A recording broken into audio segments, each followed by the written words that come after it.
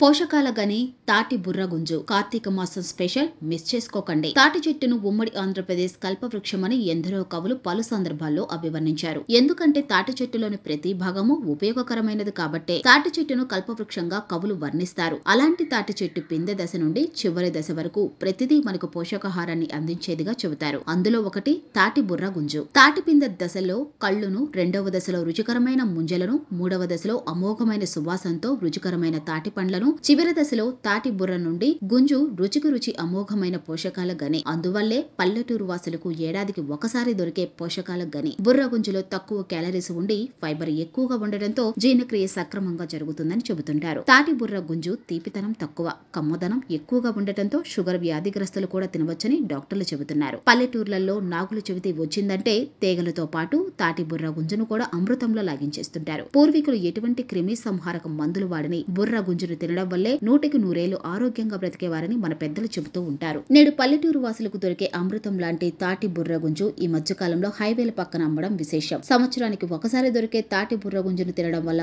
అనేక ఆరోగ్య ప్రయోజనాలు ఉన్నాయని వైద్యులు చెబుతున్నారు. పల్లెటూర్లలో అయితే పొలం గట్లలో వేసిన తాటికాయలు బుర్ర గుంజులా మారి ఆ తర్వాత తీగలగా విక్రయిస్తుంటారు. బుర్ర గుంజులో పోషకాలు ఎక్కువగా ఉండటం వల్ల వారానికి ఒకసారి గాని, వారానికి 3 రోజులు గాని తినడం వల్ల ఆరోగ్యకరమైన పోషకాలు అందుతాయట. దీనివల్ల చాలా ఉపయోగాలు ఉండటం వల్ల వీటిని తినమని డాక్టర్లు కూడా సూచిస్తున్నారు.